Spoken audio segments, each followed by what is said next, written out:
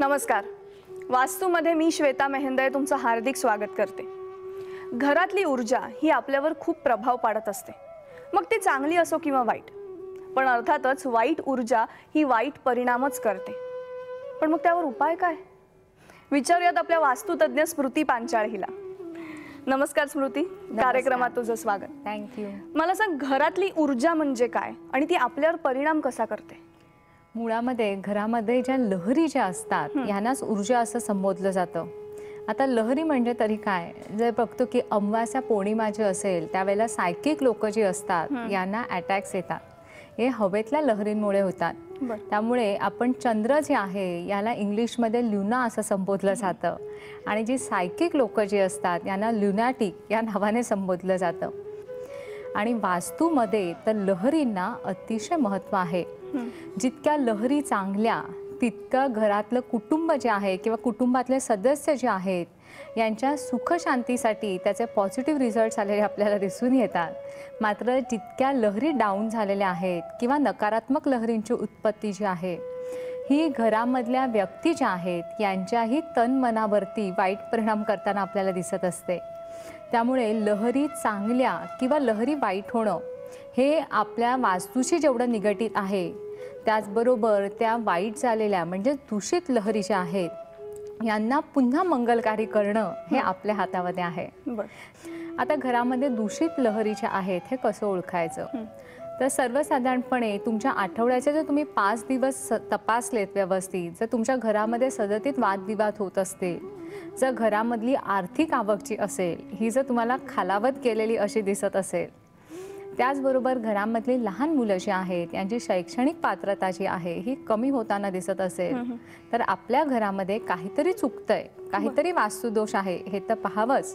त्याचबरोबर आपल्या घरामधल्या लहरी ज्या असतात ह्या ॲटोमॅटिकली नकारात्मक झालेल्या असतात. अशा वेळेला काही वेळेला बघतो की काही वेळेला तुमच्या घरामध्ये अतिशय अनारोग्य असतं, आजारपणासारखे त्रास असतात. तर असे जर तुम्हाला कमी करायचे असतील, आपण पूर्वी बघा की आपण आपल्या घराच्या बाहेर एक तुळशीचं वृंदावन असायचं, तुळस नेहमी घरासमोर असायची.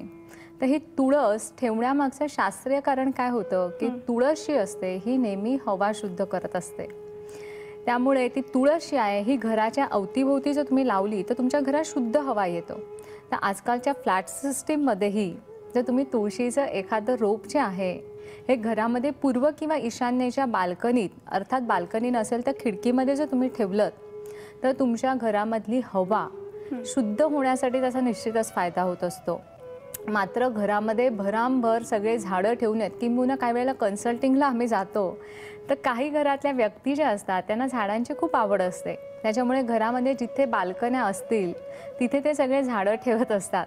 मात्र ही झाडं कुठल्या दिशेला आहेत याचा आपल्याला विचार करायला पाहिजे. कारण पूर्वेला आणि ईशान्येला जर सहसा आपल्याला बाल्कन्या मिळत असतील तर तिथे तुम्ही झाडं ठेवू शकता. मात्र ती झाडं जर तुम्ही इतर दिशांना ठेवलीत, नैऋत्येला, उत्तरेला, तुमच्या बेडरूममध्ये, तर झाडं रात्रीच्या वेळेला कार्बन डायऑक्साईड जे असतात ते सोडत असतात. तर त्याचा तुमच्या आरोग्यावरती विपरीत परिणाम होत असतो. त्यामुळे झाडांच्या रचना करताना आपल्याला ते काळजी घ्यावी लागते. त्याचबरोबर कुठलेही काटेरी झाडं जी असतात ज्याच्यातनं निगेटिव्ह एनर्जीज उत्पन्न होतात अशी ठेवू नये. आता घरामध्ये दुसरं अतिशय जर आजारपण असेल तर दुसरं आपण काय करू शकतो किंवा ऊर्जा चांगल्या होण्यासाठी काय करू शकतो, तर आपण कोरफड जी आहे, कोरफड सगळ्यांना माहिती आहे औषधी आहे. कोरफडीवरती जर तुम्ही गोमूत्र शिंपडलं आणि ते कोरफडीचं एखादं पान, पूर्ण कोरफड नाही कारण कोरफड हे काटेरी असतं, तर ते जर तुम्ही सफेद कपड्यामध्ये जर घरामध्ये बांधून ठेवलं तर त्यानेही आपल्या घरामध्ये चांगल्या लहरी उत्पन्न होण्यासाठी त्याचा फायदा होत असतो. त्याचबरोबर लाजाळूचं रोप जर माहिती असेल तुला, घरामध्ये फारशी झाडं लावू नयेत, पण एखादं तेही रोपटं तुम्ही ठेवलं तर तुमच्या घरामधल्या निगेटिव्ह एनर्जी ज्या असतात या शोषून घेण्याची ताकद जी आहे ही लाजाळूच्या त्या रोपट्याकडे असते. त्याच्यामुळे ते रोपटं जे असतं हे लवकर कोमेजायला लागलं किंवा ते खराब व्हायला लागलं, जर झाड मरायला लागलं तर तुमच्या घरामध्ये नकारात्मक ऊर्जा ज्या आहेत या वाढीला लागल्या आहेत हे असं समजून जावं. मंगलकारी लहरी उत्पन्न होण्यासाठी वास्तुशास्त्राबरोबर फेंगशुईमध्ये ओंबेल जी आहे प्रचलित आहे आणि बाजारांमध्ये ठिकठिकाणी आपल्याला ओंबेल पाहायला मिळतात. तर ह्या ओंबेलचा वापर जो आहे त्याचाही आपण घरामध्ये ज्या दूषित ऊर्जा असतात ह्या काढून टाकण्यासाठी निश्चितच वापर करू शकतो. तिच्यातनं ओंकाराचा ध्वनी निघत असतो आणि हे जे साऊंड व्हायब्रेशन आहेत यांनी तुमच्या घरामधल्या नकारात्मक एनर्जी ज्या असतात ह्या काढून टाकल्या जातात. पूर्वापार आपण तिन्ही सांजेला धूपारती करायचो. धूप जो करायचो किंवा समई लावायचो त्यानेही आपल्या घरामध्ये अतिशय चांगल्या अशा लहरींची निर्मिती होत असते. त्यामुळे जर तुम्ही सूर्यास्ताला किंवा सूर्योदयाला दिवसातनं एकदा तरी जर घरामध्ये धुपारत केली तर त्याचा तुम्हाला निश्चित फायदा होतो.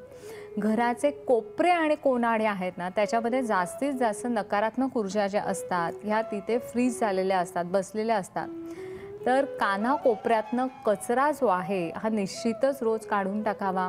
आठवड्यातनं एखादा दिवस मिळतो तिथे घरामध्ये झालेल्या जाळ्या ज्या असतात ह्या काढून टाकाव्या, कारण त्याही तितक्याच मोठ्या प्रमाणावरती नकारात्मक एनर्जी ज्या आहेत ह्या निर्माण करत असतात. त्याचबरोबर एखादा सौम्य एअर फ्रेशनरचा वापरही तुम्ही तुमच्या घरामध्ये निश्चित करू शकता. त्यानेही आल्हाददायक वातावरणाची निर्मिती होते आणि अर्थातच मंगलकारी लहरी ज्या आहेत या निर्माण झालेल्या आपल्याला दिसून येतात. ज्या घरांमध्ये सतत वादविवाद भांडणतंटे आहेत अशा तऱ्हेने आपल्या गोबरी जी आहे म्हणजे गाईचं शेण जे आहे त्या शेणामध्ये सर्वसाधारणपणे तांदूळ जे गाईच्या तुपामध्ये बुडवून टाकून ते अग्निहोत्र जे आपण करतो त्याच प्रकारे ती गोबरीचं धुपारत पूर्ण जर तुम्ही घरामध्ये केली तर त्या घरामधले वादविवाद जे आहेत हे कमी होण्यासाठी आपल्याला फायदा होतो. पूर्वी उंबरट्यावरती आपण रांगोळी काढायचो किंवा उंबरट्याच्या बाहेर रांगोळी काढायचो किंवा तिथे हळदी कुंकू वाहायचो. तर या हळदी कुंकू आणि तांदूळ या एवढ्याशा सोप्या वापराने सुद्धा तुमच्या प्रवेशद्वारामधनं मंगलकारी लहरी ज्या आहेत त्या येण्यासाठी आपल्याला निश्चितच फायदा होऊ शकतो आणि त्यांनी आपलं तन मनाला जोपासणारं जे घरकुल आहे हे निश्चितच मंगलमय होऊ शकतं. खरंच मग इतके छान उपाय तू आम्हाला या गोष्टीवरती सांगितलेस त्याबद्दल तुझे मनापासून आभार. धन्यवाद.